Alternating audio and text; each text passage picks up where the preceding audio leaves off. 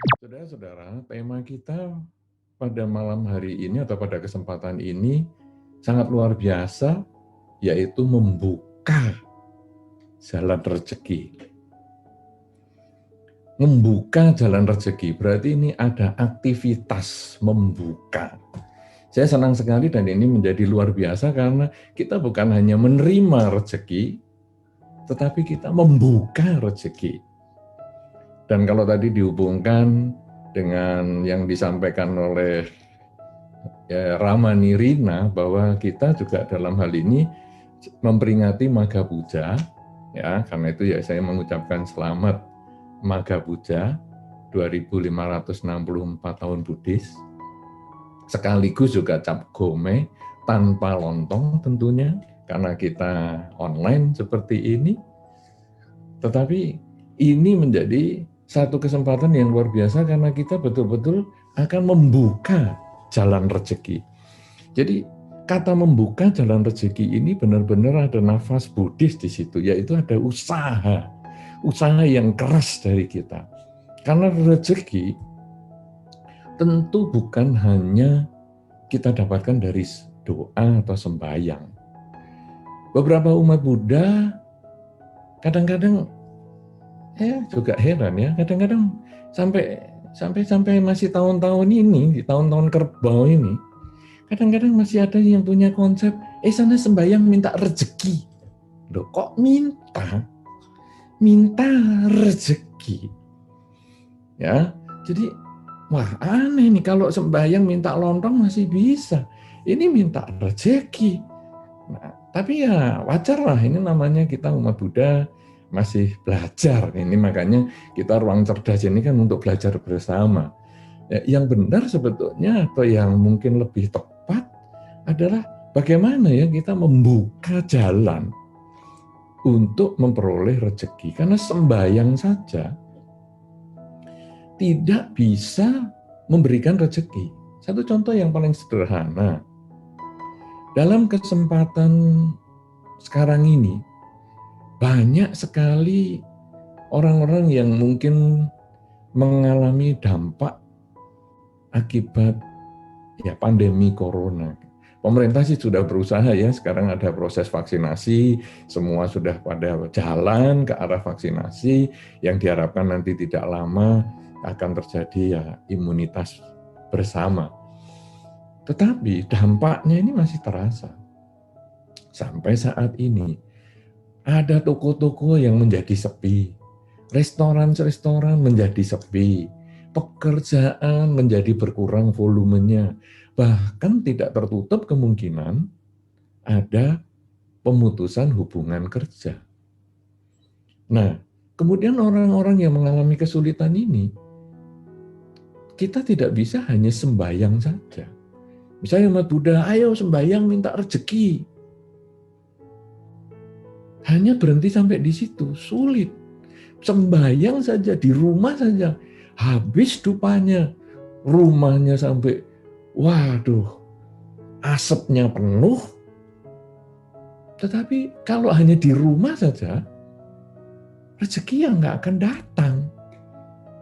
Yang datang mungkin ya ibu rezeki tetangga kita, mungkin ngetuk rumah kita, kemudian tanya kita masih hidup atau tidak, karena di rumah terus, pintunya nggak dibuka, rezeki menjadi jauh dari kita kalau kita hanya sembahyang. Nah, kemudian kalau sekarang bagaimana nih membuka jalan rezeki? Ada satu pepatah kuno yang mungkin kita sudah memahami semua, bahwa jalan yang berhubungan dengan jalan adalah di mana ada usaha, atau kalau kita mau usaha, kalau kita ada kemauan, ada usaha, di situ ada jalan. Biasanya kita sudah tahu semua itu, bahwa kalau kita mau usaha, kalau kita ada kemauan, di situ ada jalan. Tetapi hanya berhenti sampai di situ. Jadi kita usaha. Ya kalau tadi sisi satu sembahyang terus. Di sisi yang lain, wah sudahlah, pokoknya saya kerja apa saja. Saya berusaha apa saja. Jadi di masa-masa yang sulit ini, Ya sudah, saya sekarang ya ngojek online lah, ya kemudian saya bersedia nganter barang lah, hanya pokoknya usaha, tapi kurang sembahyang. Yang satu sembahyang, kurang usaha. Nah, kemudian kita melihat di mana ada kemauan, di situ ada jalan. Hanya berhenti di situ. Padahal berikutnya itu ada. Bahwa kalau tidak ada jalan, kita sudah ada usaha, kita sudah ada kemauan, tapi tidak ada jalan, gimana ya? Ya kita harus usaha. Kita harus membuat jalan. Jadi, sekarang lengkapnya adalah, di mana ada kemauan, di situ ada jalan. Kalau tidak ada jalan, buat jalan. Nah, ini yang cocok dengan yang saya sampaikan tadi. Tema yang disampaikan di Ruang Cerdas ini sangat cocok, yaitu membuka jalan. Membuka jalan yang membuat jalan. Kalau perlu bikin jalan baru, supaya kita berhasil mencapai tujuan. Yaitu kalau dalam hal ini, kita memperoleh rezeki. Bukan hanya rezeki sederhana saja, kita bisa banyak rezeki. Nah, saudara-saudara, sekarang bagaimana ya kita mau membuka jalan ini? Apa kita boleh ya umat Buddha ini membuka jalan rezeki? Kita ini umat Buddha ini jangan tamak-tamak, jangan cari rezeki banyak-banyak.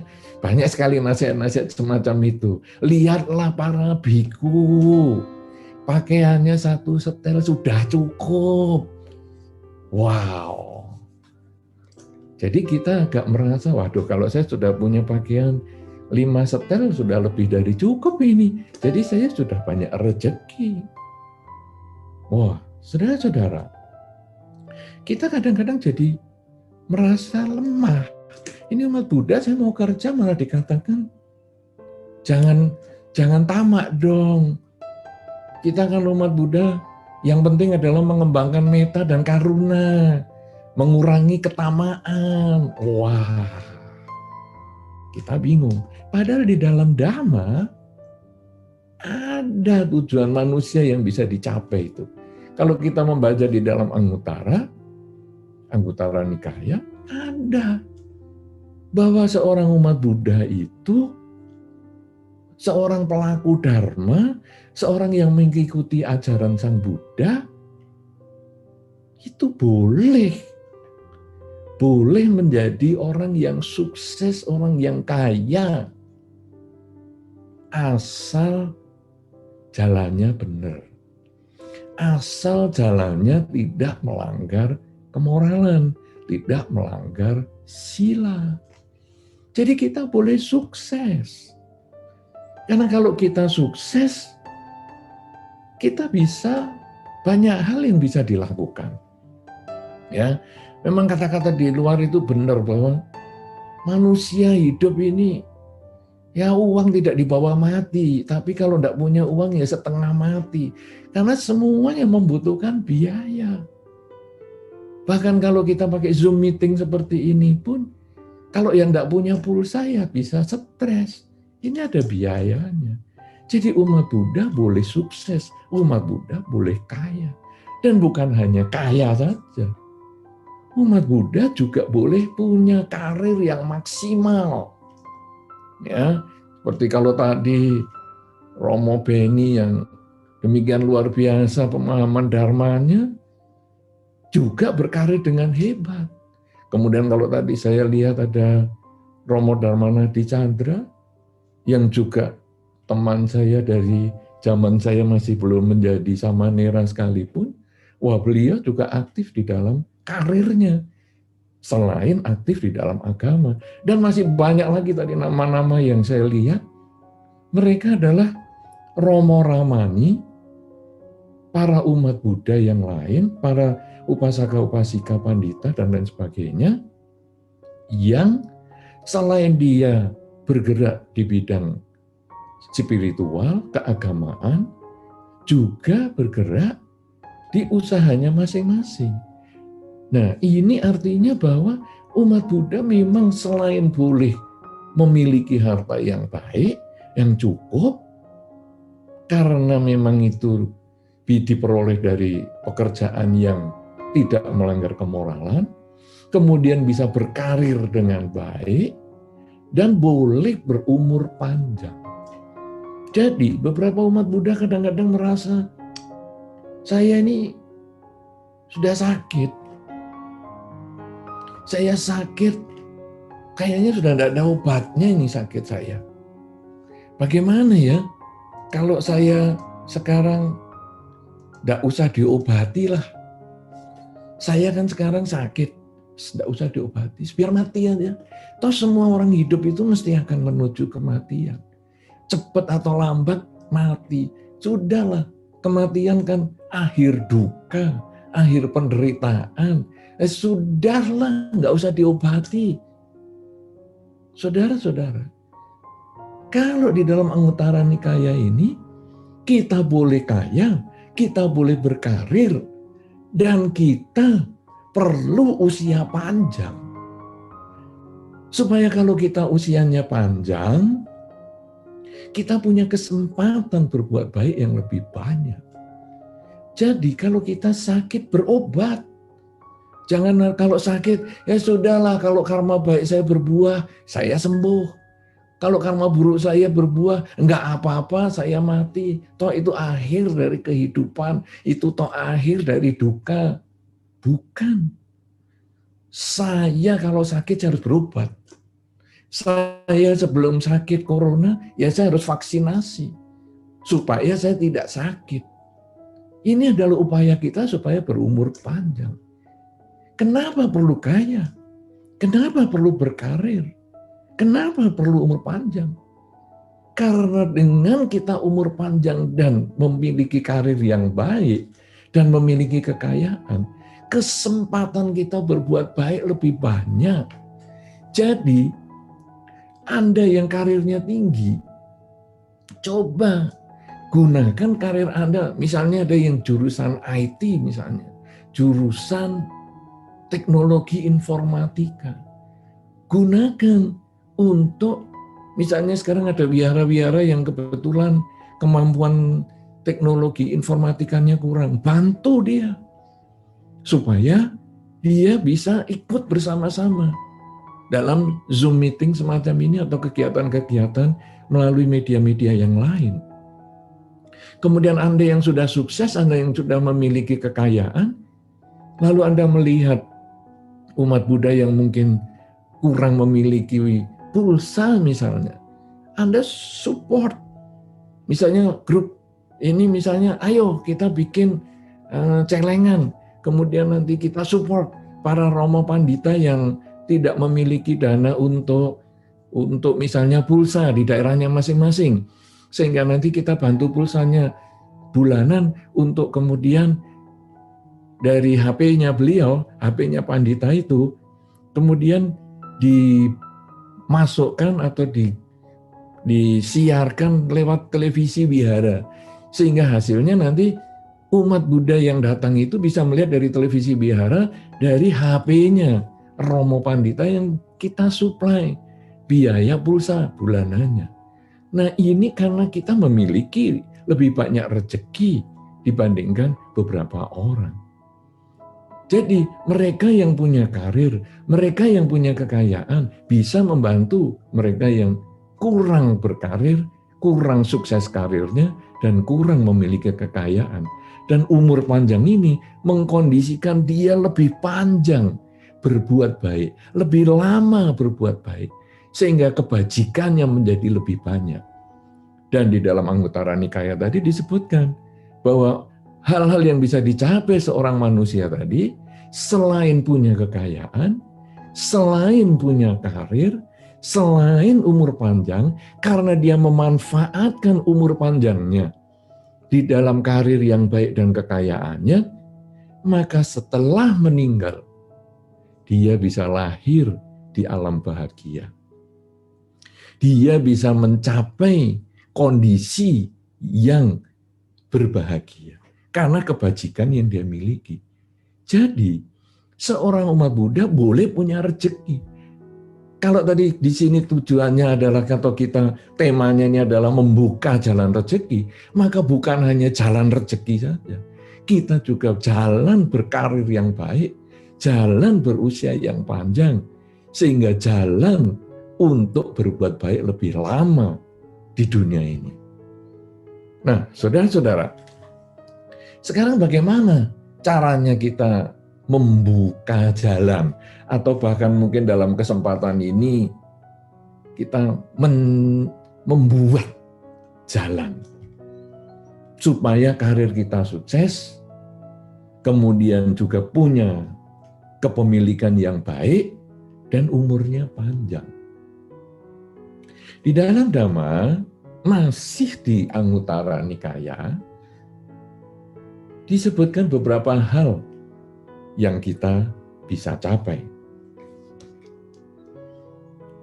Hal yang pertama, kalau kita mau mencapai keempat hal tadi, sukses di karir, sukses di ekonomi, kemudian kita umurnya panjang dan lahir di alam bahagia, maka selain kita berusaha, kalau tadi kekayaan, kita mencari peluang kerja semaksimal mungkin.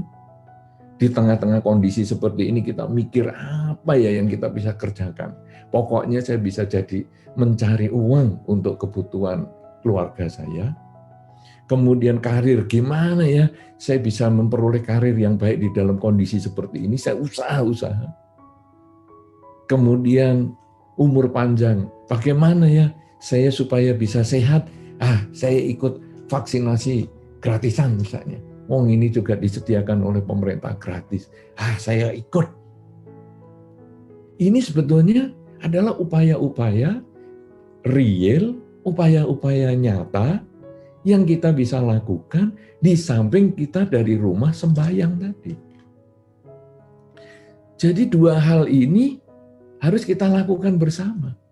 Bukan cuma sembahyang bisa sukses, umur panjang. Bukan cuma berjuang, lalu sukses umur panjang. Tidak. Sembahyang dan berusaha, baru bisa sukses dan umur panjang. Nah, masalah pekerjaan ini, masalah usaha ini, tiap orang punya kemampuannya masing-masing. Dan mungkin saya bukan di kapasitas itu. Ya, karena nanti kalau saya yang ngajari malah saya salah. Karena Anda masing-masing di dalam masyarakat, Anda tentu sudah mahir bagian usaha yang keras ini. Tapi sekarang di bagian upaya spiritual yang perlu kita lakukan untuk mendukung usaha kita sukses. Ini ada beberapa hal yang disampaikan di dalam Anguttara Nikaya. Hal yang pertama adalah seorang yang mau sukses, dia harus memiliki keyakinan.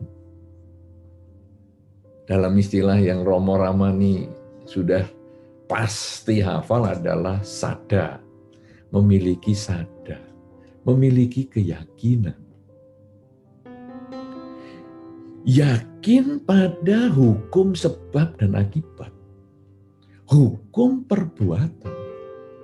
Bahwa kalau saya melakukan kebajikan, pasti buahnya kebahagiaan.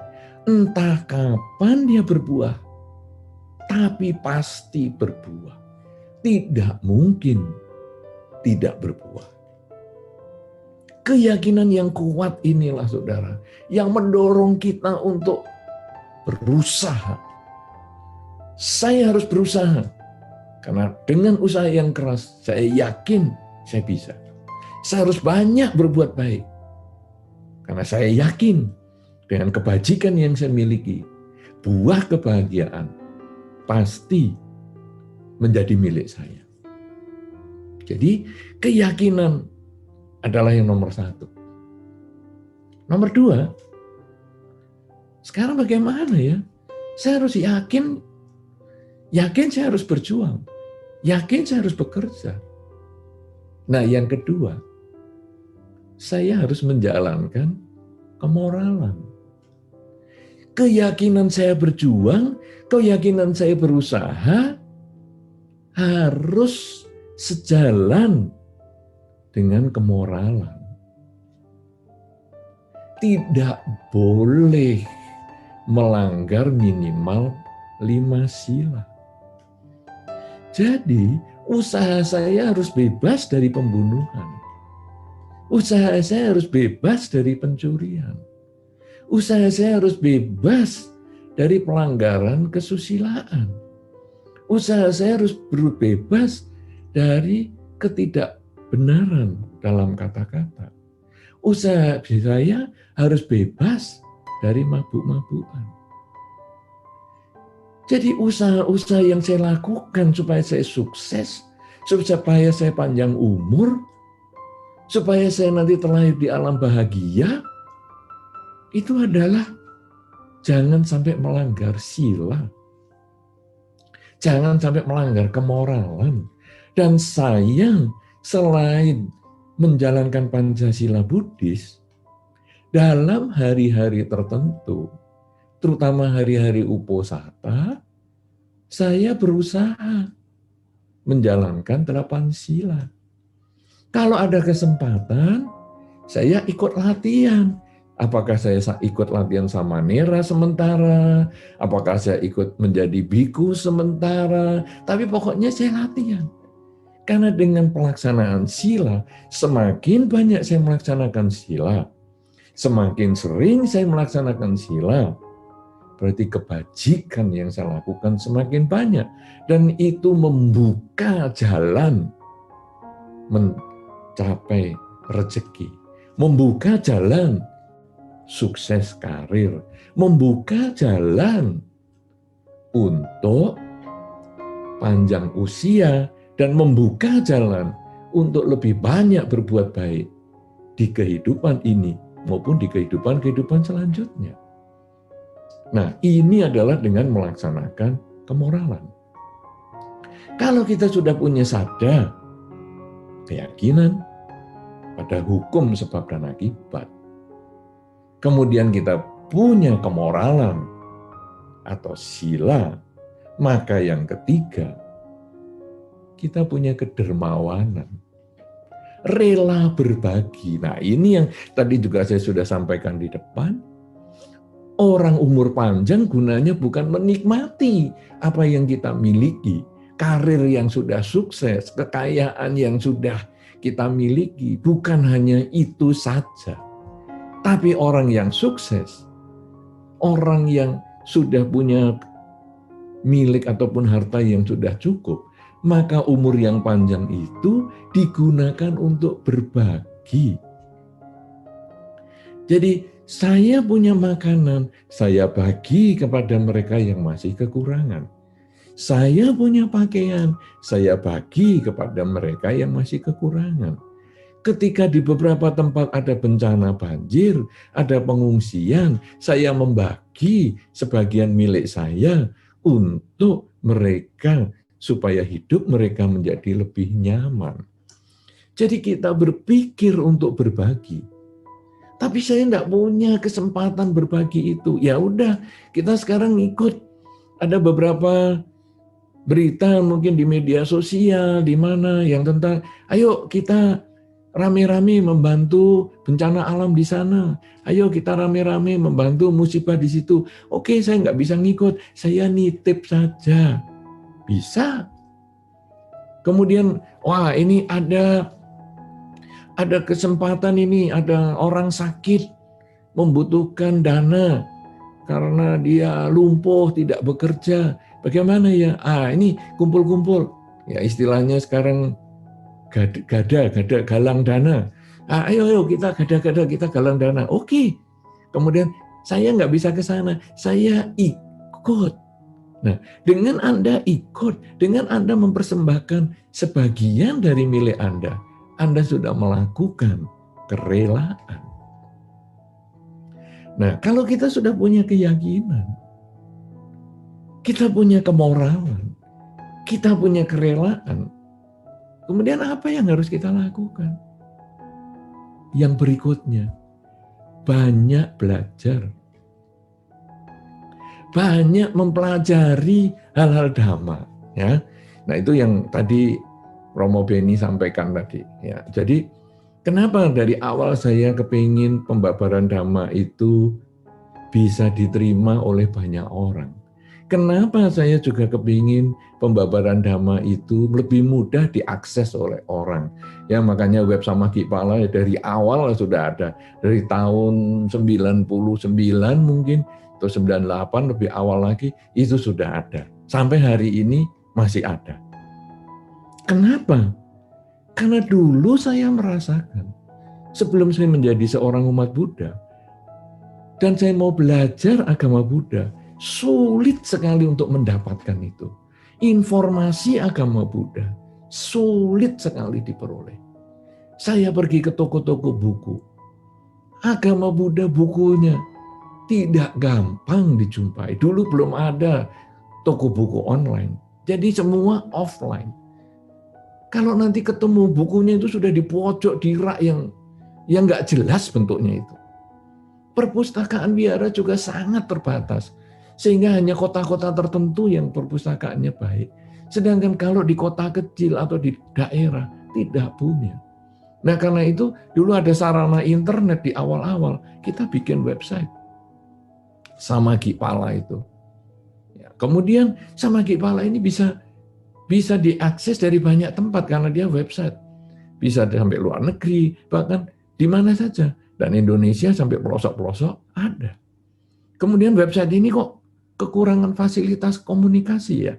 Nah, kemudian yang tadi Romo Beni sampaikan itu, kita membentuk ada Yahoo Groups yang sekarang sudah ditutup ya, karena sudah kalah dengan media-media sosial yang lain.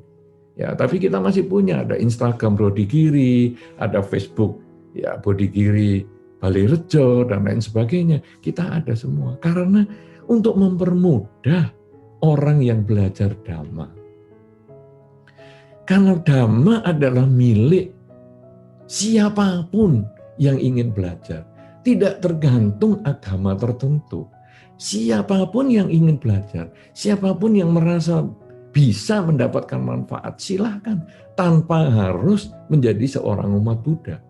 Yang penting mau menerima, yang penting mau belajar, yang penting mau membaca, dan mencoba sedikit demi sedikit. Nah, oleh karena itu saudara-saudara, selain kita punya keyakinan, kita punya kemoralan, kita punya kerelaan, maka kita perlu belajar membuka pikiran kita untuk belajar dari banyak hal. Web Dhammacita yang saudara atau Romo Beni dirikan, itu betul-betul juga sangat bermanfaat. Sangat lengkap di sana isinya. Baik itu yang diskusi, ataupun bisa download buku-buku yang mantap-mantap, dan lain-lain pengetahuan yang luar biasa. Bahkan lintas aliran, itu luar biasa sekali. Dan ini sarana kita bisa belajar banyak. Dengan kita belajar, maka keyakinan yang kuat itu membuat kita kepingin praktek lagi, jalankan kemoralan atau sila. Kemudian kita berdana, mengembangkan kerelaan dan sebagainya. Dan akhirnya kita banyak sekali punya kesempatan untuk berbuat baik. Kemudian kalau kita sudah punya keyakinan, kemoralan, kerelaan, mau belajar, buka buku, buka internet sekarang mudah sekali. Semua pelajaran ada di tangan kita, tinggal pakai HP, kita bisa mau apa saja, kita bisa dapatkan di situ.